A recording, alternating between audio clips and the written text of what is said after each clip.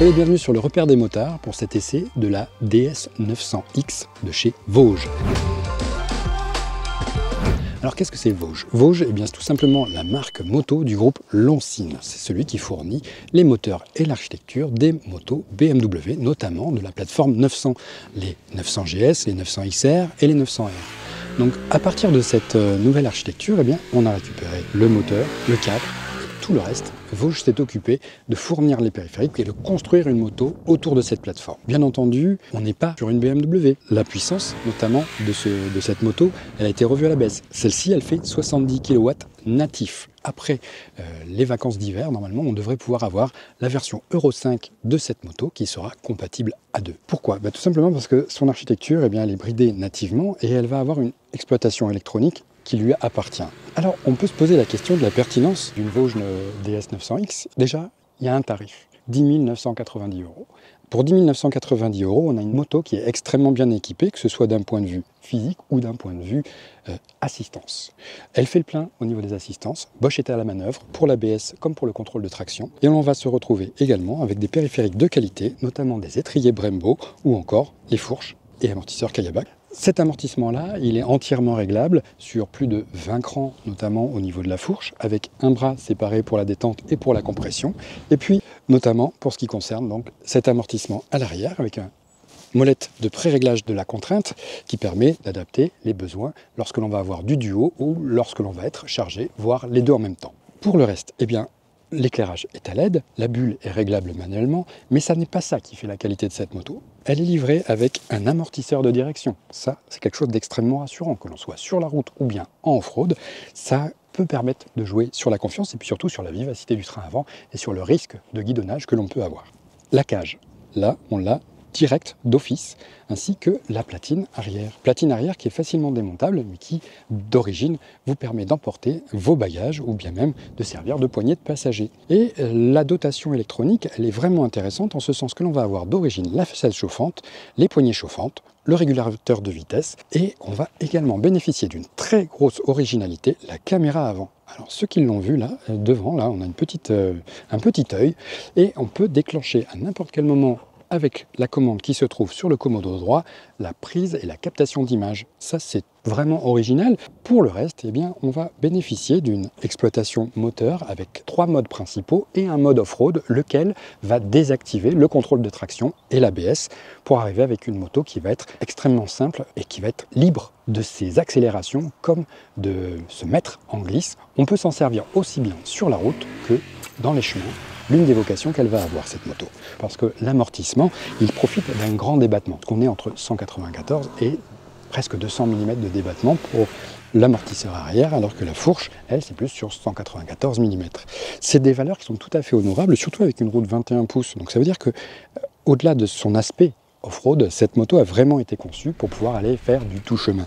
Sur la fiche technique, on a 215 kg en ordre de marche, mais sans le plein. Sachant que le réservoir fait 17 litres environ, on peut compter, rajouter on va dire 15 kg grand maximum, ce qui implique que lorsque l'on va être en ordre de marche tout plein fait avec de l'essence à 90 ou 100%, eh bien on devrait avoisiner les 230 kg, ce qui devient tout à fait raisonnable pour ce type de machine. L'instrumentation qui est également, je pense, dérivée de chez BMW au regard, on va dire, de la taille 7 pouces et puis surtout de la qualité de l'écran, cette moto, elle se veut extrêmement simple.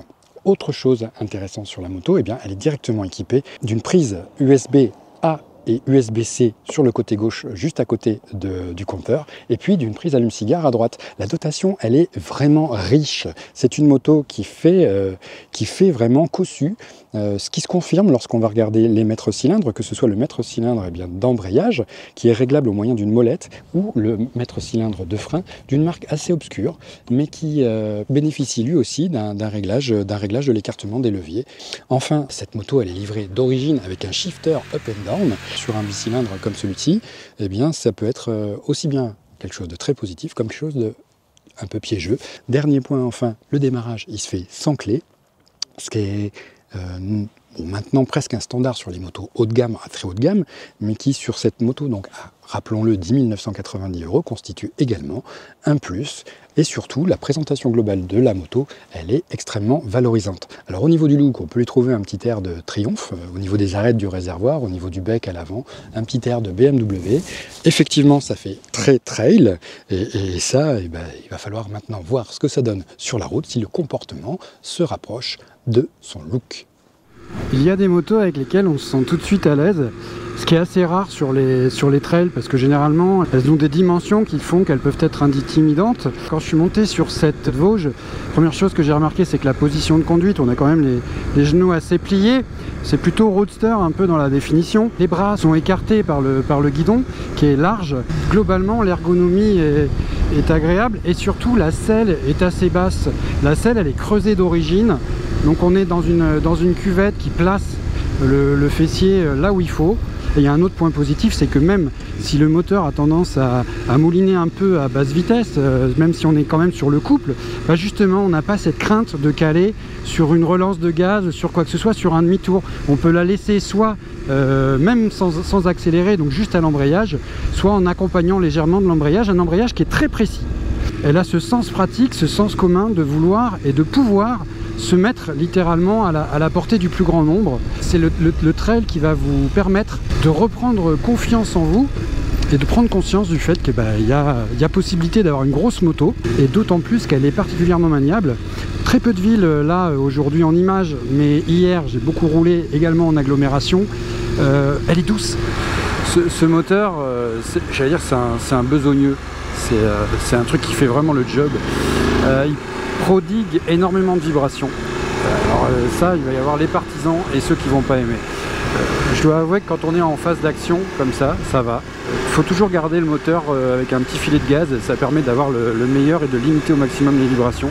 Par contre, ça devient beaucoup moins agréable dès qu'on va se retrouver à devoir être à vitesse constante, que ce soit sur les axes à 110 ou à 130.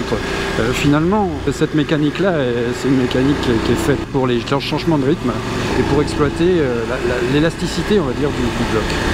Le bicylindre, il est pas forcément souple, mais il n'est pas forcément pas souple non plus. Je m'explique.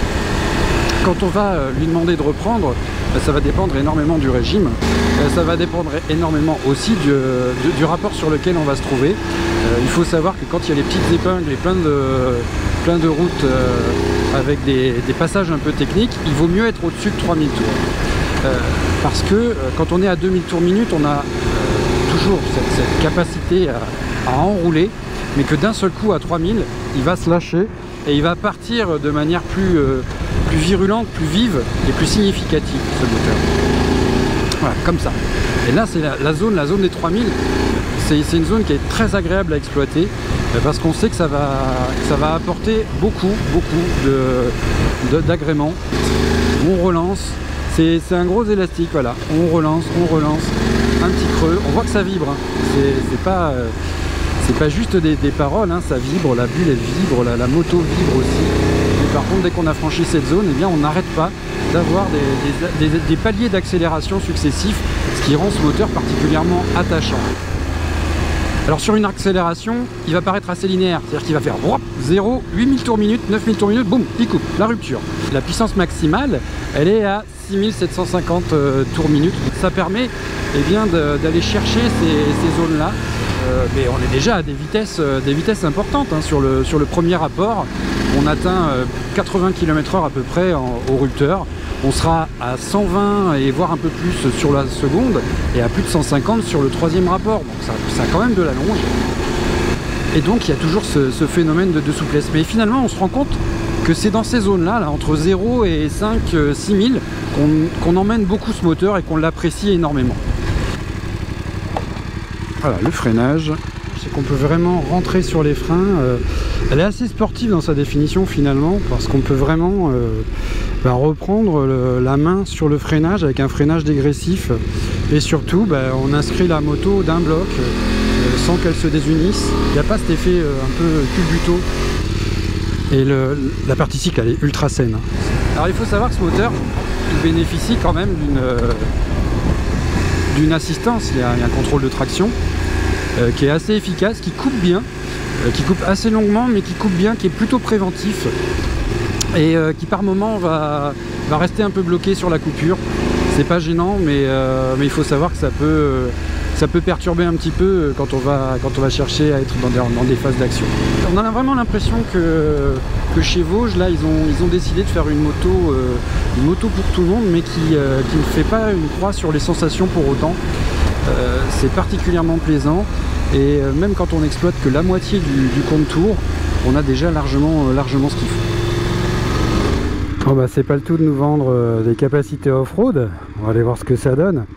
Allez, c'est parti, surtout pour voir les suspensions et puis la manière dont ça se comporte. Le moteur, encore une fois, c'est vraiment un régal parce que comme il donne les choses bas dans les tours, on a vraiment ce couple omniprésent qui est un allié et un atout lorsqu'on veut faire du tout-terrain. Voilà. Parce que là, par exemple, à une cinquantaine de km/h, on peut déjà se faire des petits jumps. La moto reste précise et l'amortissement il est très bon. On ne sent pas de déviation de la roue arrière ni de la roue avant. La dérive, c'est nous qui allons la choisir au moyen du couple et puis de la puissance bien entendu. Et on peut la mettre en dérive. De quoi sauter. Voilà, ça saute bien, hein. C'est extrêmement précis, c'est vraiment agréable. C'est une bonne moto pour se faire plaisir très simplement et sans avoir à se cracher dans les pognes, se cracher dans les mains. Là sur du terrain relativement sec et roulant, eh bien on est bon, et surtout on observe la progressivité du frein arrière qui permet bien entendu d'arriver comme ça. Voilà. Et on reprend bas dans les tours là, en seconde, et voilà, toujours cette grande progressivité. Et puis si vraiment on cherche un peu de nervosité et d'agressivité, ce moteur est tout à fait capable d'en donner dans les chemins. Alors on sent le grand débattement des suspensions, c'est agréable. Et là, même avec des pneus qui sont mixtes, mais davantage orientés route, eh bien le plaisir est au rendez-vous. Et le mode off-road, il est vraiment bien. Il est assez progressif dans la distribution de la puissance. Et autre chose qui est appréciable sur cette moto, c'est son rayon de braquage. Mais la route n'est pas large, et pourtant on tourne avec une facilité déconcertante. Franchement, bon, la selle n'est pas épaisse. Ça, c'est un truc qu'on a déjà vu sur route. Quand on roule à cylindre, on sent bien que ça manque un peu d'épaisseur de mousse. Là, par contre, à la réception du saut, eh bien, on sent que les suspensions ne sont pas réglées dans la configuration off-road. Elles ne sont pas assez fermes, ce qui fait que le sabot vient taper. Bon, ça, ce sera à chacun de le régler. Pour l'instant, nous, on va rester dans la configuration d'origine. Une moto qui est très polyvalente et surtout qui ne réclame pas un bagage hallucinant pour arriver à être exploité. Ça fait plaisir, tout simplement parce que les trails deviennent de plus en plus compliqués, de plus en plus complexes, et que ce retour à la normale, il est bénéfique aussi bien pour soi que pour la moto. Après près de 200 km parcourus, c'est l'heure du bilan pour la Vosges DS 900X. Un bilan pour l'instant très positif. Tout simplement parce qu'il faut remettre en perspective du tarif. 10 990 € pour un trail moderne, hyper bien équipé, avec une réelle motorisation, de la puissance, des assistances et tout ce qu'il faut. La simplicité du produit. Vosges, il y a un bouton, une action. Le compteur, il est simple. En gros, c'est la moto pour les gens qui n'ont pas envie de s'embêter. On la mettrait volontiers face à un DR800 de chez Suzuki, qui est pareil, une moto très simple à exploiter, qui pourtant a des assistances à peu près équivalentes. Donc elles sont relativement concurrentes toutes les deux. On la mettrait volontiers aussi face à une 800 MT, par exemple, de chez CF Moto. Mais la CF Moto, elle est plus routière dans sa définition. Et surtout, elle a une injection qui est peut-être un peu moins calibrée et un peu moins de caractère. Parce que le caractère, c'est vraiment ce qui ressort de cette moto. Elle est très trail dans sa définition, et ça fait plaisir de retrouver ce genre de véhicule qui n'en fait pas trop, qui ne cherche pas à vous en jeter, à vous en mettre plein les yeux. Elle n'est pas dans les sbroufs, elle est dans la justesse. Et eh bien, on laissera à BM le privilège, entre guillemets, d'avoir une moto qui en jette encore un peu plus, avec des options supplémentaires, des suspensions électroniques et tout ce qui peut faire la plus-value d'une BM. Mais pour ce qui est d'avoir un excellent trail, eh bien, cette Vosges est capable de satisfaire à de très très nombreuses utilisations. Sur route, c'est une moto équilibrée, une moto vive, qui a une direction qui est précise. On n'a aucun mauvais retour, aucun mauvais feeling. Les suspensions sont agréables, elles vont bien filtrer la route.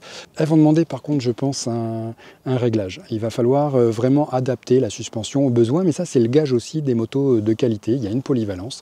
On a un train avant qui, du fait de sa roue de 21 pouces, va remonter quand même pas mal d'informations au niveau du guidon. Et puis aussi, il va falloir composer avec les vibrations. Si vous n'aimez pas les vibrations, passez votre chemin. Cette moto, elle n'est pas faite pour vous. C'est une moto qui est vivante, qui est vibrante et qui va vous prodiguer un certain nombre de sensations. Il faudra penser également, si vous envisagez de faire du off-road, à rajouter un sabot. Un sabot moteur, ce sera vraiment l'équipement qu'il vous faudra absolument pour arriver à bien le protéger, tout simplement parce qu'en réception de saut ou à l'amorce des sauts, lorsqu'on va se retrouver sur les crêtes des bosses, on a la possibilité de sentir le bas moteur arriver quasiment au niveau des pierres. Pour le reste, le mode off-road, il est performant. On se retrouve avec une moto qui est très souple, très agréable, avec les assistances déconnectées, aussi bien l'ABS que le contrôle de traction.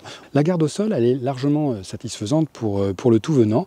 Dans les épingles, on peut arriver vraiment à avoir éventuellement le repose-pied qui frotte. Et à ce titre, il faut remarquer que le repose-pied, on a juste un petit téton qui est directement moulé sur l'équipement. Et donc, si jamais on arrive à la fin de l'équipement et qu'on continue à frotter, on va devoir raboter un peu. Donc, soit vous optez directement pour des repose-pieds enduro en option ou autre ou en adaptable, soit vous faites attention ou vous mettez quelque chose pour éviter justement d'aller limer un peu trop l'élément. Il y a une vraie vivacité, le moteur est particulièrement agréable, il est bien rempli et il est rempli surtout là où il le faut.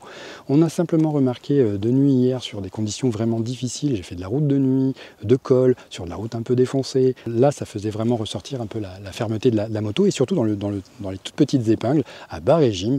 On remarquait vraiment cet à-coup qu'il y a aux alentours de 3000-3500 tours quand le moteur commence à s'emballer et à vraiment montrer l'amplitude et l'ampleur de son caractère. Les défauts ils sont assez difficiles à trouver comme ça sur des routes. Très sincèrement, on va pouvoir aller. Il y a un manque de protection en cas de pluie parce qu'on a les pieds qui sont très très exposés. Quand vous roulez dans une flaque d'eau, vous en prenez plein sur les bottes. La qualité globale de la Vosges, elle est vraiment bonne. Ces rétroviseurs sont peut-être aussi un fait critiquable. Ils sont bien. La taille, elle est un petit peu petite, à mon sens, en hauteur. En largeur, ils sont parfaits. Ils ont tendance donc à bouger légèrement. Et puis surtout, ces rétroviseurs, ils sont dotés d'une détection d'angle mort, ce qu'on n'avait pas forcément sur les motos tout venant. Le radar, il existe. Il est positionné derrière. Il vous permet vraiment d'augmenter encore le niveau de sécurité que vous allez ressentir à bord. Et ça, c'est un package qui est vraiment bien proportionné avec tout ce qu'il faut, là où il faut et comme il faut. Et surtout, il y a un tarif qui va en face de la prestation. Nous vous invitons bien entendu à retrouver l'essai complet de cette Vosges sur le repère des motards. Je me tiens bien sûr à votre disposition pour répondre à vos questions. N'hésitez pas à vous inscrire, on sera toujours heureux de vous accueillir et je vous dis à prochainement pour un nouvel essai.